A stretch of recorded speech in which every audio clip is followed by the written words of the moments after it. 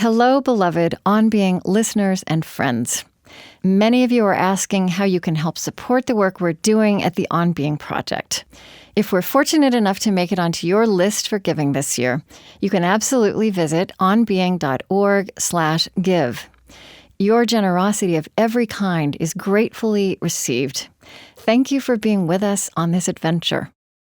Support for On Being with Krista Tippett comes from the Fetzer Institute, helping build the spiritual foundation for a loving world.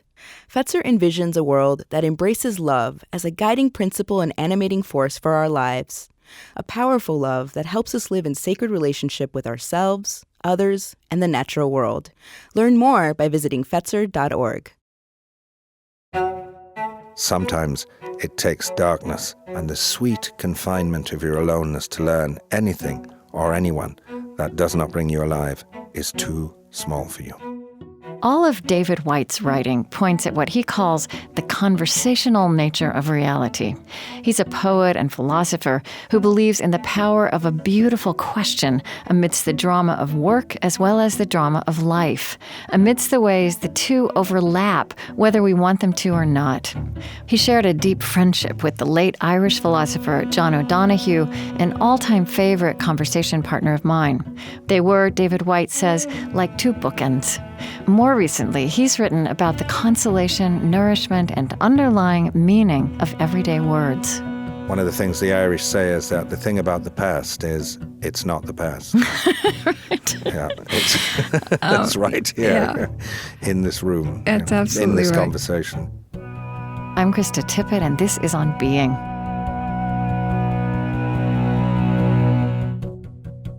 David Whyte is perhaps best known for his book, The Heart Aroused, Poetry and the Preservation of the Soul in Corporate America. And he has a new book of poetry out, The Bell and the Blackbird. Of both English and Irish descent, David Whyte has lived in the U.S. at least part of the time for many years. I spoke with him in 2016. You know, David, for some reason, I had either heard you referred to as an Irish poet or I had referred to you as an Irish poet. But I lived in the UK for a little while, and I thought maybe your accent had gotten a little bit muddled up by living in the States too much. And then when I read that you grew up in Yorkshire and that you're not all Irish, it all made perfect sense to me. But, yes, it's my accent is a movable frontier, yes. I think. And I grew up with an Irish accent in the house through my mother. Okay. And all the usual Irish sayings and imaginings, and then spent quite a bit of time in Ireland, and then came to the States in my adulthood. So I think my accent's about 40 miles off the coast of County Clare, somewhere in the mid-Atlantic. Right. And I don't know, would you explain for people who don't know that, you talk about growing up, it was your mother who was Irish, right, and your father was Yorkshire, and that there was this interplay in you between imaginative Irish and the grounded Yorkshire. Yes, I mean, Ireland has its own kind of grounding, but it's grounded in the imagination and in subverting the foundations of everyday life. And Yorkshire is very much here in the world, very workaday. But sometimes Yorkshire is so grounded, it's surreal, and it turns into its opposite.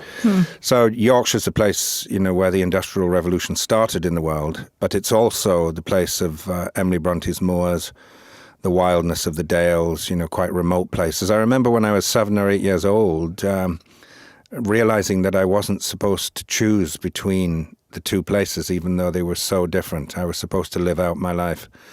Nowadays, I would say, I would put words into my mouth as a 7-year-old and say I was supposed to live out the conversation between them both. But it was something felt physically very close. And of course, my work as a poet and philosopher has matured into working with what I call the conversational nature of reality, which is the fact that we don't get to choose so often between things we hope we can choose between. Well, I want to talk about that very shortly. And before we do, just, actually, was there a spiritual background to that childhood of yours, a religious background? I would say it was spiritual by osmosis rather than anything. My mother and her family had undergone the traumas which have now become well known within the Catholic Church. So my I'd say the spirituality for me was in the land, and the land of Yorkshire and the moors. It was very powerful indeed. And you can feel that spirituality if you read Emily Bronte, and that sense of horizon and distance and invitation that's there. And then I was very intrigued to learn that you actually got your degree in marine zoology, and that you actually began your working life as a naturalist and were in the Galapagos and the Amazon, Himalayas. Were you also writing poetry then? Well, I've written poetry since I was very small. I had very powerful experiences with poetry where I felt literally abducted, taken away by poetry, and just like a hawk had come down and taken me in its claws and carried me off. And I remember reading Ted Hughes when I was young, and he must have been young then too, and having that feeling, and a very powerful feeling that this was language that adults had written who had not forgotten the primary visions and insights of childhood. But when I was 14 years old, I saw Jacques Cousteau, the famous French marine zoologist and inventor of the aqualung, sail across our little television set in the north of England. And I really couldn't believe that you could have work like this in the world. You know, you could actually follow the life of the dolphin aboard the good ship Calypso. And I was so astonished by it that I gave up all my art subjects and put myself into the salt mines of biology, chemistry, and physics. And then I emerged with a degree in marine zoology many years later. And then through sheer luck and fortune, I found myself on the shores of the Galapagos Islands as a naturalist guide. And that was really astonishing. And that experience in those islands led me back into poetry and philosophy, really. Oh, that makes sense. So it was a long circuit, yeah. But it does illustrate some of the conversations that are that you know, this phrase you mentioned a moment ago that's so pivotal for you, the conversational nature of reality. Some of the conversations you have worked with between, I don't know, things that might not seem to naturally belong together, but that have been your life and the stuff of your philosophy and your poetry. Yes, I mean, I went back into poetry because I felt like scientific language wasn't precise enough to describe the experiences that I had in Galapagos. Science, rightly, is always trying to remove the I. But I was really interested in the way that the I deepened the more you paid attention. And in Galapagos, I began to realize that because I was in deeply attentive states, hour after hour, watching animals and birds and landscapes, and that's all I did for almost 2 years, I began to realize that my identity depended not upon any beliefs I had, inherited beliefs or manufactured beliefs, but my identity actually depended on how much attention I was paying to things that were other than myself. Yeah. And that as you deepen this intentionality and this attention, you started to broaden and deepen your own sense of presence. And I began to realize that the only place where things were actually real was at this frontier between what you think is you and what you think is not you. That whatever you desire of the world will not come to pass exactly as you will like it. But the other mercy is that whatever the world desires of you will also not come to pass. And what actually occurs is this meeting, this frontier.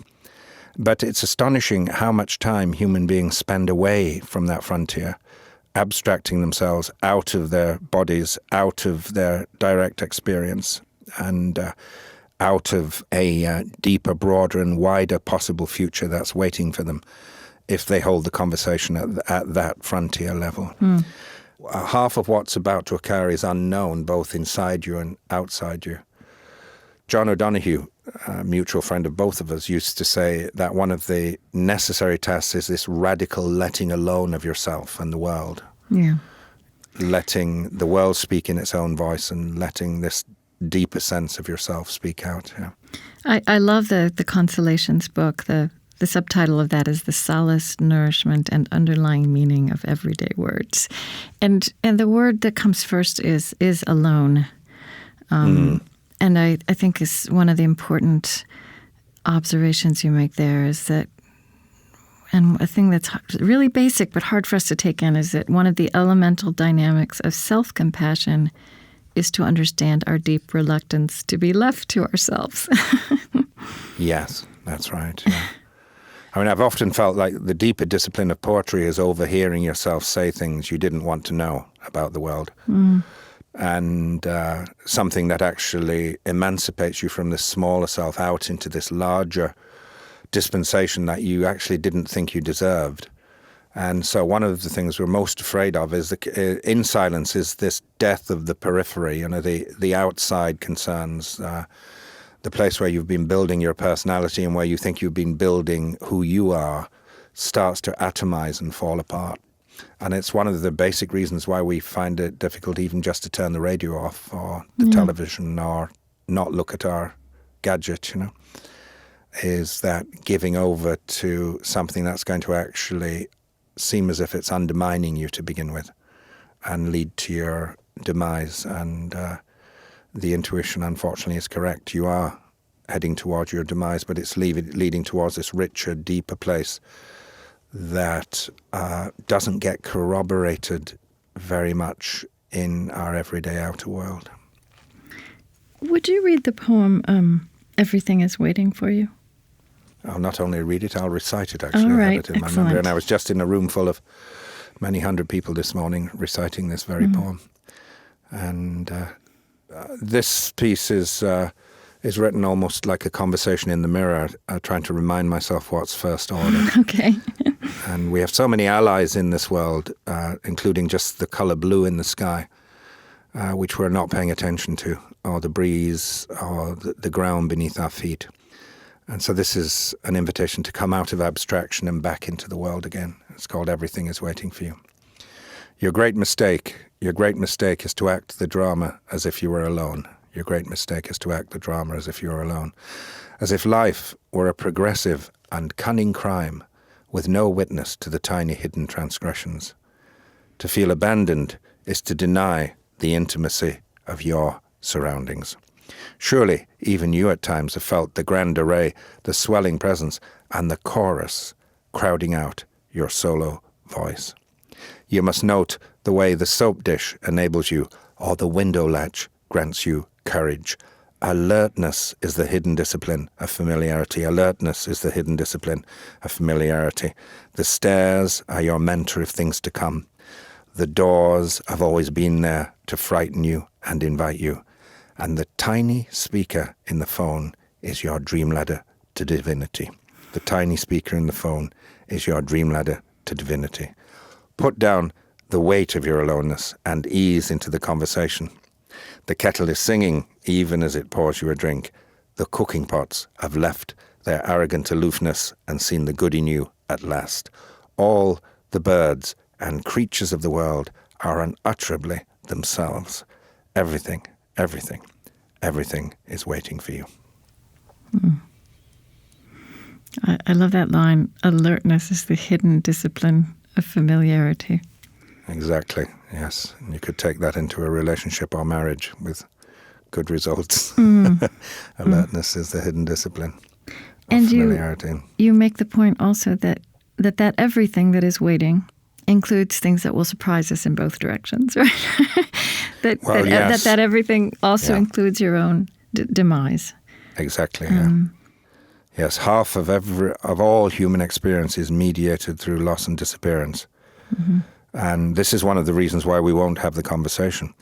Because we don't want to go there. We don't want to open that, acknowledge that possibility. If you have a really fierce loss, the loss of someone who's close to you, the loss of a mother, a father, a brother, a sister, a friend, God forbid, a child, then human beings have every right to say, listen, God, if this is how you play the game, I'm not playing the game. I'm not playing by your rules. I'm going to manufacture my own little game, and I'm not going to come out of it. I'm going to make my own little bubble, and I'm going to draw up the rules, and I'm not coming out to this frontier again.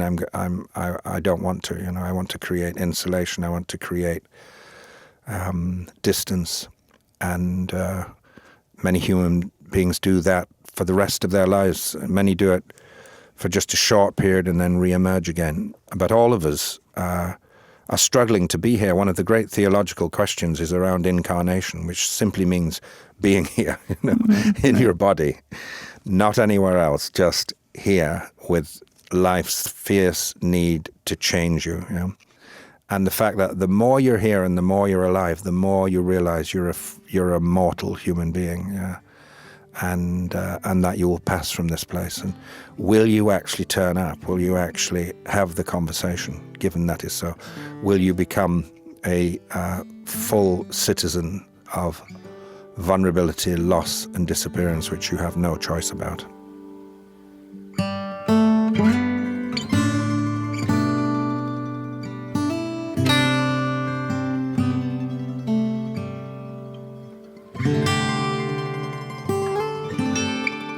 I'm Krista Tippett, and this is On Being. Today with the poet, philosopher, David Whyte.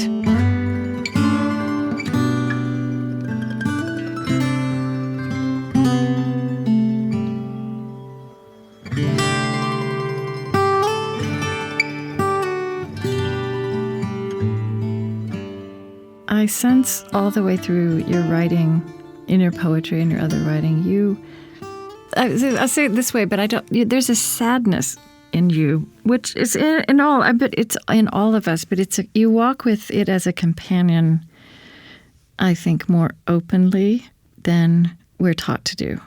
And perhaps that's also something that poetry allows. So you and I both loved John O'Donohue, and I think we also both love Rilke. And Rilke talked about, loving the dark hours of his being. Yes, And I just wanted to note that. I appreciate it. And it's also one of these things about what you bring into the world that is, I know people recognize it, but it's also a little bit frightening. Yes, and I describe it more from my own experience as wistfulness and poignancy, yes. A kind of elegiac approach to life. And an elegy, a good elegy, looking at it from the poetic point of view, is always a conversation between grief and celebration. The grief of the loss of the person and the celebration that you are here at all to share the planet with them. And we have that initial shock. I had that shock, as such a close friend to John O'Donohue, who we've mentioned, and he was, I'm a poet philosopher, he would have been a philosopher poet, and we were like two bookends, and there was always someone in the world I knew who was traveling and speaking from the same place, although using slightly different language and a slightly different accent, I may say. But when he went, it was like the other half of me disappeared. And we have this physical experience in loss of falling towards something. It's like falling in love, except it's falling into grief. And you're falling towards the foundation that they held for you in your life, that you didn't realize they were holding. And you fall and fall and fall, and you don't find it for the longest time. Yeah? And so the shock of the loss to begin with, and the hermetic sealing off is necessary in grief. But then there comes a time where you finally actually start to touch the ground that they were holding for you. And it's from that ground that you step off into your new life. And been very strange phenomena in that instance, for instance, of losing John, whereby I'll start a sentence and feel like John has finished it, or I'll hear John speaking and I'll start in his voice and finish in my own. And sometimes we're both talking together, which happened a lot when we were when we were actually together. And so there's this really astonishing melding that occurs, which is a kind of dream time, which human beings start to move into in their maturity, actually, where what is past, what is present, and what's about to occur are not so clearly marked out, One of the things the Irish say is that the thing about the past is it's not the past. Right. Yeah, it's right here in this room. That's absolutely in this right. Conversation. And there's so many different kinds of loss, right, and across a lifespan. I mean, I'm right now just about my second child. My son is about to leave home, and yes, I love thinking about that. It's just kind of sinking in on me, and I love thinking about that. What will that mean for this particular loss to fall into that foundation of how becoming a mother absolutely transformed me and will still be part of me, but my child will not be at home in that way. This is another delusion we have, that we can take a sincere path in life without having our heart broken. Yeah, right. And you think about the path of parenting, there's never been a mother or father since the beginning of time who hasn't had their heart broken by their children. Yeah. And nothing dramatic has to happen. All they have to do is grow up. Right. But usually there are dramatic things that happen as well anyway.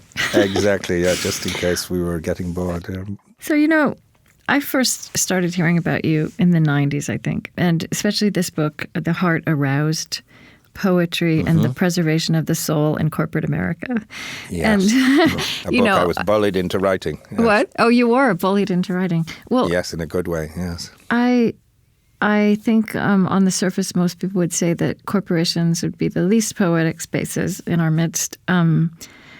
What you, I think, bring into the open or help people bring into the open is the difficult fact that all of this complexity of being human and all of these things we carry, we don't actually check at the door of our workplaces. I mean, you talk about the drama of work. Yes, exactly. I mean, how did you get into that? And what did you learn there? Well, I'm still in the heart of it. I work with companies and their leadership teams all around the world. Yeah. But to begin with, all I knew was my bitterly earned experience within non-profit organizations. But I do say, if you really want to kill yourself... Which can also have drama and perhaps more. Exactly. Oh my God, no, it's... Yeah. If you really want to kill yourself, the non-profit is the place to go, And if you want Machiavellian politics, then a good non-profit or the English department at the university is exactly the place to go. Yeah. And I went full-time as a poet, never imagining that I would work in the belly of the beast in the corporate world. I grew up from long lines of rebels and the dispossessed on both my Scots, Yorkshire, and on my Irish sides. And then I grew up in an area of West Yorkshire which was raving socialist and where the Luddites used to march across the fields to break up the machinery. So, my blood inheritance was around disbelief and around skepticism, around any large abstract organizations, whether they were government or private. And so when I went full-time as a poet, I was only a year into it, and I spoke in Washington, D.C. at a large psychological conference. And at the end of the conference was this line of people, and at the end of the line was a man who in best American fashion said, "We have to hire you." And I said in best Anglo-Irish fashion, "For what?" Enthusiastically. And he said, "To come into corporate America." And I said, "For what?" And he said a marvelous thing, actually. He said, "The language we have in that world is not large enough for the territory that we've already entered." The language we have and in your work, I've just heard the language that's large enough for us. And of course, he was talking about the territory of human relationship that the workplace was entering, and the movable human relationship and the movability that the organizations had to have, and the only place that came from was from the individuals who actually worked within the structures. So it was the breaking apart of many of those structures. And I don't think we quite realize how overstructured our organizations were just 25 years ago or 30 years ago. I mean, there are still plenty of dinosaur ones left for us to still go and live in. I think we realize it every once in a while when we engage with an organization that's still structured that way, that hasn't managed to change, and you realize how unwieldy and inefficient and ridiculous it is, and bad for us. Yes, and of course we've still a long way to go. It's all of our difficulties have now become more subtle and more invisible between us. And so that's what I work with around, whether it's inside yourself or with the people you're trying to actually bring together to do things that a single person can't do alone. And really, that's the definition of a corporation. It's from corpus, Latin, meaning a body. It's a group of people trying to do something you cannot do if you try to do it by yourself. That's the only definition. That's the simplest core radical simplicity at the center of every organization. Yeah. You extend this idea that there's no self that will survive a real conversation. You say there's no organization that will keep its original identity if it's in a conversation. I suppose you also mean a conversation within and without, with the world as well. Yeah, I mean, all of us have this inherited conversation inside us, which we know is untouchable. It comes from our parents, from the way we're made and all the rest of it. But that's that's an invisible quality inside you. All the visible qualities, that take form and structure will have to change in order to keep the conversation real. Just as we go through the different decades of our life, we have to change the structures of our life in order to keep things new, in order to keep our youthfulness. And I do think there is a quality of youthfulness which is appropriate to every decade of our life. It just looks different. We have this fixed idea of youthfulness from our teens or our 20s. But actually there's a form of youthfulness you're supposed to inhabit when you're in your 70s or your 80s or your 90s. It's this sense of imminent surprise, of imminent revelation, except the revelation and the discovery is more magnified, fiercer, more to do with your mortality and what you're going to pass on and leave behind you, the shape of your own absence. Yeah. There are these lines from 10 Years Later, your poem, innocence is what we allow to be gifted back to us once we've given ourselves away. Yes, and that's right. It's true that one of the gifts of getting older that is a surprise is that as a quality of youthfulness that doesn't have anything to do with your physical body, but it's like a recovery of something so lovely. Yes, exactly. It's like a deep memory at the same time. Yeah. And a giving away. If innocence is, in a way, the ability to be found by the world. It's not a state of naivety. It's the ability to be found by the world you're now inhabiting. And part of what we find is we're just supposed to give ourselves away, actually. I often feel that one of the real signs of maturity is not only understanding that you're a mortal human being and you are going to die, which usually happens in your mid-40s or 50s. Oh, I am actually going to die. It's not someone else I'm going to become. But another step of maturity is actually realizing that the rest of creation might be a little relieved to let you go.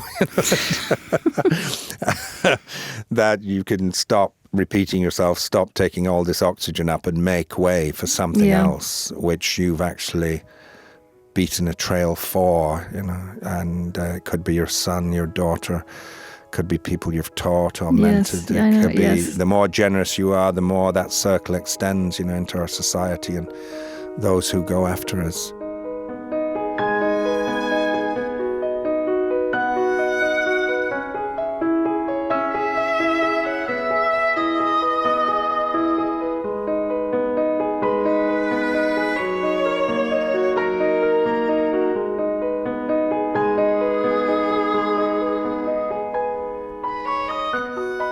After a short break, more with David Whyte.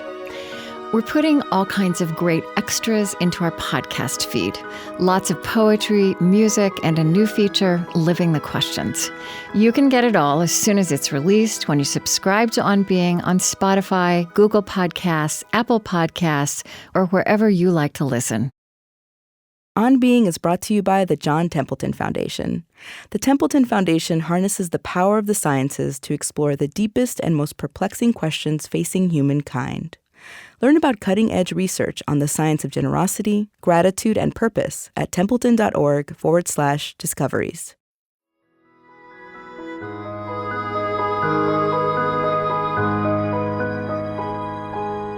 I'm Krista Tippett, and this is On Being. Today with David Whyte, the English poet and philosopher who brings both of those disciplines into the drama of leadership at work as well as deepening in life. All of his work gets at what he calls the conversational nature of reality. I want to talk a little bit more about the corporate sphere just before we move on. But, so one thing I'm really interested in general, I'm just interviewing more and more poets. I'm so interested in this question of what poetry works in us. And so I wonder what you have learned about, how does poetry land in the middle of a workplace and working life? What does it do in us and for us in that context? Well, I always say that poetry is language against which you have no defenses. Okay. Otherwise, it's not poetry. Yeah. It's prose, which is about something. And so poetry is that moment.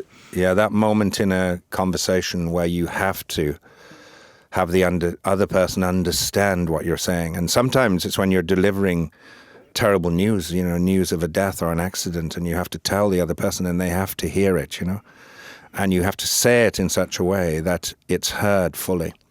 But you have to say it also with the intimacy of care and of understanding at the same time. And you can also hear it in a marital argument, and you get beautiful echoes and chorus and repetitions in marital arguments. And beautiful and terrible. Yes, exactly. That's right, yes.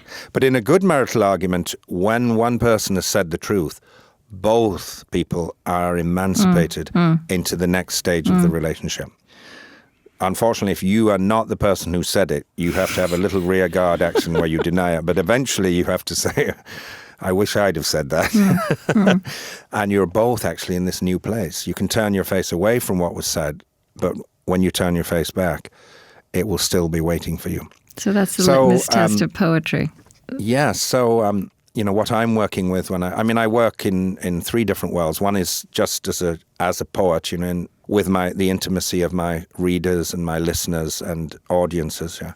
Then I work in the theological and psychological worlds. And at the moment, I've just come out of a big psychological conference in Washington, D.C. to do this interview. But really, I work with exactly the same dynamics that we're all afraid of. First of all, one of the powerful dynamics of leadership is being visible. It's one of the vulnerabilities of being visible is that when you're visible, you can be seen. And when you can be seen, you can be touched. And when you can be touched, you can be hurt. So all of us have these elaborate ways of looking as if we're showing up and not showing up. Except in an organizational setting, it has tremendous consequences on other people's lives. We've all worked in organizations where someone is sitting there at a crossroads or nexus in the organization. They're there, but they're not there. Yeah. And because of that, they're blocking everything that's trying to come through their particular portal. Yeah. So one of the dynamics you have to get over with is this idea that you can occupy a position of responsibility, that you can have a courageous conversation without being vulnerable. So I wrote this little piece in my Consolations book on vulnerability because it's one of the great primary delusions we have. Yeah.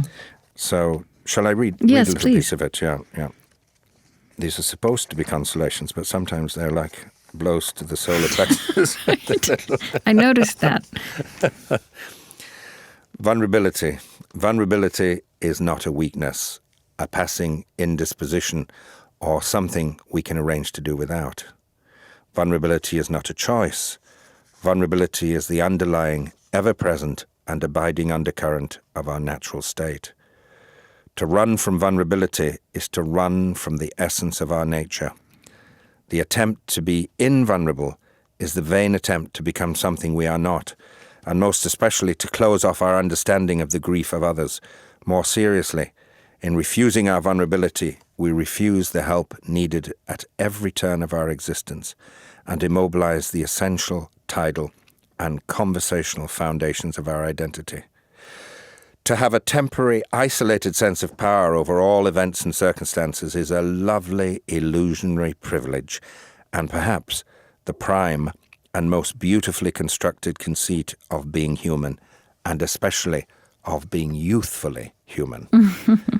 But it is a privilege that must be surrendered with that same youth, with ill health, with accident, with the loss of loved ones who do not share our untouchable powers eventually and most emphatically given up as we approach our last breath. The only choice we have as we mature is how we inhabit our vulnerability. How we inhabit our vulnerability, how we become larger and more courageous and more compassionate through our intimacy with disappearance. Our choice is to inhabit vulnerability as generous citizens of loss, robustly and fully, or conversely, as misers and complainers, reluctant and fearful, always at the gates of existence, but never bravely and completely attempting to enter, never wanting to risk ourselves, never walking fully through the door. Vulnerability. A couple of other words in the Consolations book that I loved. Rest. I loved this. is the conversation between what we love to do and how we love to be. Yes. Sounds like the definition of the perfect Sunday morning. Yeah. I'm also intrigued by, aloneness. We talked about how alone is the first word in that book, and there's a dance that you name and kind of tease out between aloneness and belonging.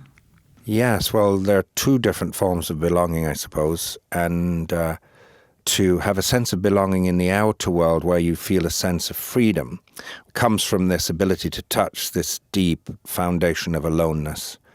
And I do feel if you can touch that sense of aloneness, you can live with anyone. Yeah. There's a lovely poem. It's rather long, The House of Belonging, but these last lines I wrote down, "This is the bright home in which I live. This is where I ask my friends to come. This is where I want to love all the things it has taken me so long to learn to love. This is the temple of my adult aloneness, and I belong to that aloneness as I belong to my life. There is no house like the house of belonging." Lovely. It's really wonderful. Nice to hear And it read again, back. that juxtaposition of aloneness and belonging, that inextricability. Yes. And I have this poem, actually, which I wrote out of when I was in the very intense period out of which that poem, The House of Belonging, came, when I wrote the book called The House of Belonging. And I was writing night and day, but I noticed when I was sat at this lovely little desk, which I still have on a landing at the top of the stairs, I noticed that I had this very different relationship to the world when I wrote at night. There was this other horizon outside the window that was drawing me, and that was contextualizing what I was writing. So I wrote this piece. It's called Sweet Darkness, and it's about that same place. Right. Where were you? Where did you write this? On the West Coast? I did. I wrote it on Whidbey Island in Langley, in the Puget Sound, north of Seattle. Yeah. And when your eyes are tired, the world is tired also. When your vision is gone, no part of the world can find you. It's time to go into the night where the dark has eyes to recognize its own. It's time to go into the dark where the night has eyes to recognize its own. There you can be sure you are not beyond love. The dark will make a home for you tonight. The night will give you a horizon further than you can see. You must learn one thing. You must learn one thing. The world was made to be free in. You must learn one thing. The world was made to be free in. Give up all the other worlds except the one to which you belong. Sometimes it takes darkness and the sweet confinement of your aloneness to learn anything or anyone that does not bring you alive is too small for you.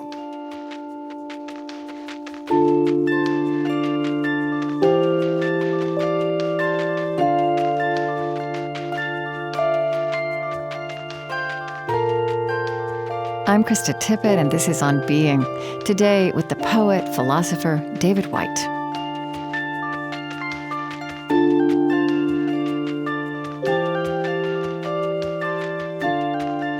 There's some lines from this poem, What to Remember When Waking. To be human is to become visible while carrying what is hidden as a gift to others. Yes. What does that mean? Well, it's really working with that earlier dynamic we worked of incarnation, of becoming visible in the world. And yet the gift that you're going to give and keep on giving is an invisible gift that will take many different forms. And that you learn more of each time you allow it to take a different form. And you move from your 20s into your 30s and you suddenly find another larger form for it or a different shape, that makes a different connection.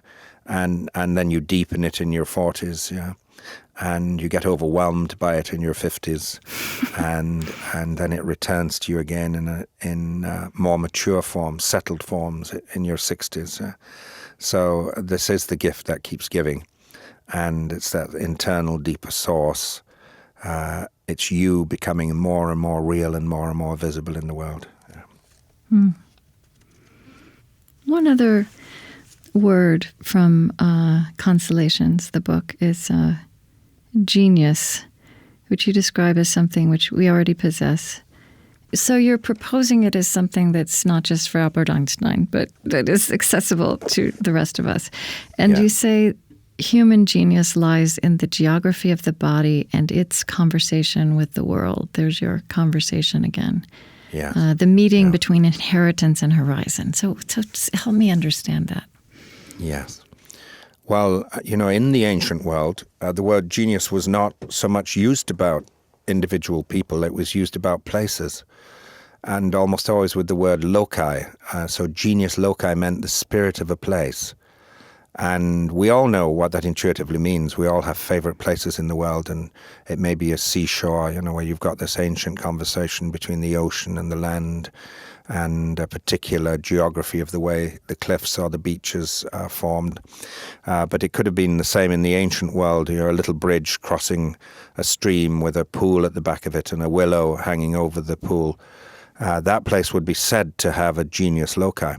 But a more sophisticated understanding would understand it's like this weather front of all of these qualities that meet in that place. So I think it's a very merciful thing to think of human beings in the same way as, that is, your genius is just the way everything is met in you. And it's your job physically as well. Exactly, literally. All the struggles of your grandparents and your parents and in arriving together and giving birth to your parents and giving birth to you, the landscape in which you were nurtured, the dialect or language in which you were educated into the world, the smells of the local environment. I mean, when I go back to Yorkshire, just the taste of the water off the moors is completely different. When I go to County Clare, the water there again has a spirit because it comes off limestone there. So it's really merciful, actually, not to think of genius as something that I'm going to get to by hard work. If I practice the violin 15 hours a day, it's the innate gift that makes me want to practice the violin, actually. It's the way everything meets inside me. Will I have that conversation? And this is the experience of consummation, of a full incarnation in the world. I had the same conversation with John O'Donoghue that I'm going to have with you now, which is the beauty of that thought, but the reality that that geography for many people at any given time is so harsh, and kind of living with that reality of our global body as well, the puzzle of that. Yes, that's right, and. There are many people in Syria now just trying to preserve their lives and the lives of their loved ones, and so this has always been there and always been true. And who knows? Any of us could be precipitated into awful circumstances at any time, and many of us go through those dark years where you just feel as if it's just the movement of your own movement that's just creating body heat to actually keep you alive. We go through those very, very narrow places. And John used to talk about how you shaped a more beautiful mind, and that it's an actual discipline, no matter what circumstances you're in. The way I interpreted it was the discipline of asking beautiful questions, and that a beautiful question, shapes a beautiful mind. And so the ability to ask beautiful questions, often in very unbeautiful moments, is one of the great disciplines of a human life. And a beautiful question starts to shape your identity as much by asking it as it does by having it answered. And you don't have to do anything about it. You just have to keep asking. And before you know it, you will find yourself actually shaping a different life, meeting different people, finding conversations that are leading you in those directions that you wouldn't even have seen before. That's what Rilke called living the question. Exactly. Yeah. He's always there before you. Yes. And he is. Also, one way I've come to think about the power of questions is that questions elicit answers in their likeness. So, yes. So you call forth something beautiful by asking a beautiful question. Yes, you do. Yeah, you do. And then the other part of it, too, is that there's this kind of weighted silence behind each question. And to live with that sense of trepidation, what I call beautiful trepidation, the sense of something about to happen that you've wanted, but that you're scared to death of actually happening. Yes. Yes. None of us really feel we deserve our happiness. So. I want to ask you, before we hear some more poetry, this ancient animating question, what does it mean to be human? I mean, that's something you have reflected on with language and in thought all across your life. But how you would begin to answer that question now, what do you keep on learning? Yes. What are you learning anew at this moment in your life about what it means to be human?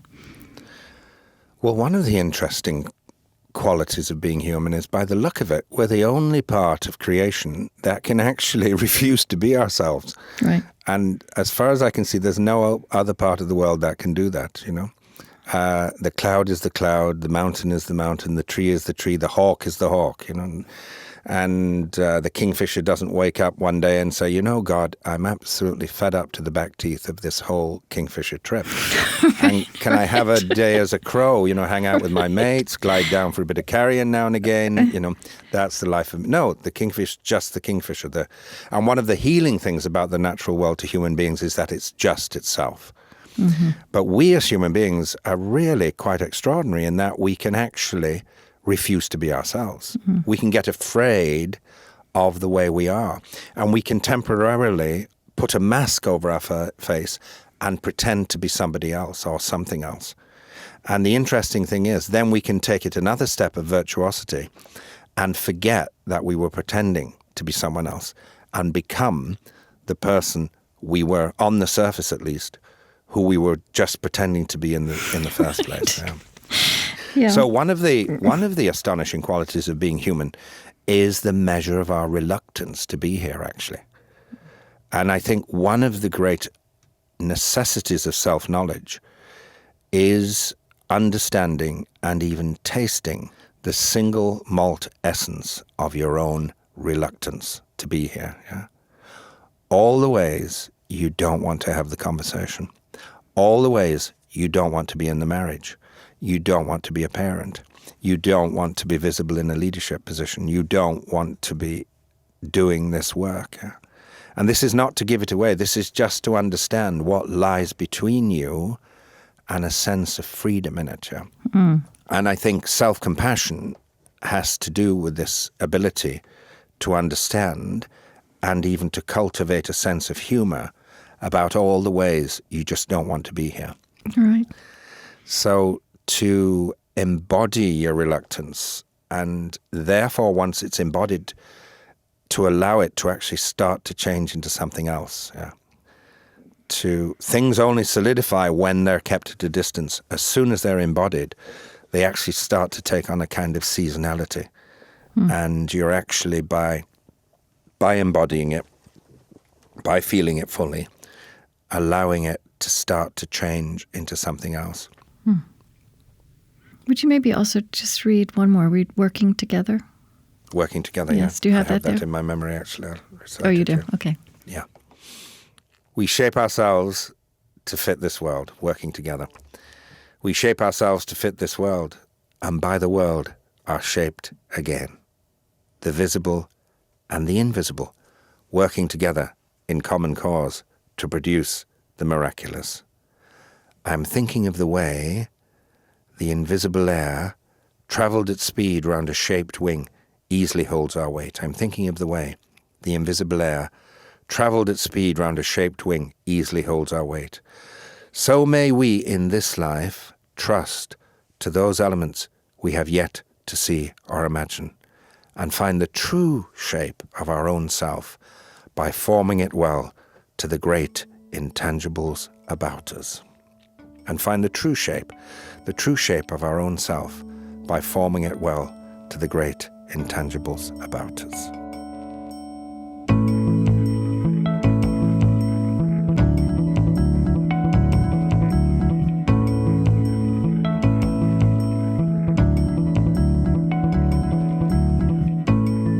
David Whyte is an associate fellow at Saïd Business School at the University of Oxford.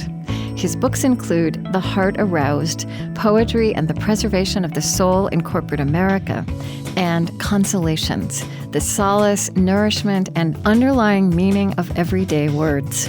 His new book of poetry is The Bell and the Blackbird.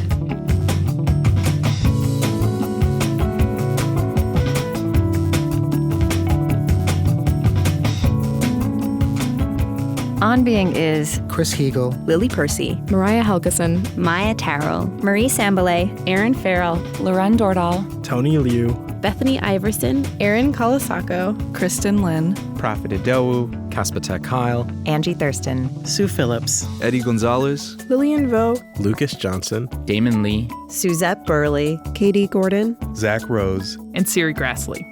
Special thanks this week to Thomas Crocker and all the good people at Many Rivers Press for giving us permission to use David Whyte's poetry. Our lovely theme music is provided and composed by Zoe Keating. And the last voice you hear singing our final credits in each show is hip-hop artist Lizzo. On Being was created at American Public Media. Our funding partners include the Fetzer Institute, helping to build the spiritual foundation for a loving world. Find them at fetzer.org. Calliopeia Foundation, working to create a future where universal spiritual values form the foundation of how we care for our common home. Humanity United, advancing human dignity at home and around the world. Find out more at humanityunited.org, part of the Omidyar Group.